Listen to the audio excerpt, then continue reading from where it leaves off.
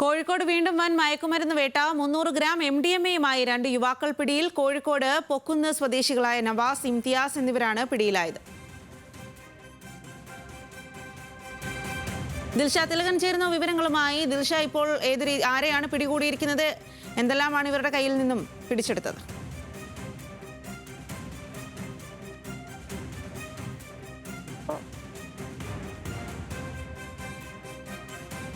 രണ്ട് യുവാക്കൾ പിടിയിലായിരിക്കുന്നത്. അതായത് കോഴിക്കോട് തന്നെയുള്ള പൊക്കുന്ന് എന്ന സ്ഥലത്തെ പൊക്കുന്ന് സ്വദേശികളായിട്ടുള്ളവരാണ് പിടിയിലായത്. നവാസ്, ഇംതിയാസ് എന്നിവരാണ് പിടിയിലായിരിക്കുന്നത്.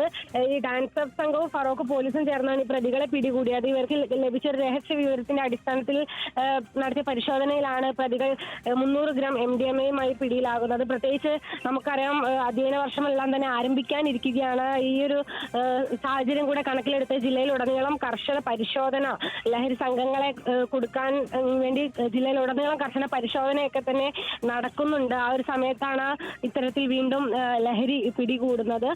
വരും ദിവസങ്ങളിലും കൂടുതൽ കേസുകൾ ഇങ്ങനെ പിടികൂടാനാകുമെന്ന് തന്നെയാണ് ഡാൻസ് ഓഫും പോലീസും അടക്കം പറയുന്നത്. കാരണം റെയിൽവേ സ്റ്റേഷൻ, അതുപോലെ തന്നെ പുതിയ ബസ് സ്റ്റാൻഡ്, അതുപോലെ തന്നെ സ്കൂൾ, കോളേജ് പരിസരങ്ങൾ എന്നിവയെല്ലാം കേന്ദ്രീകരിച്ച് വലിയ രീതിയിൽ പരിശോധന ശക്തമാക്കിയിട്ടുണ്ട്. സ്വാതി.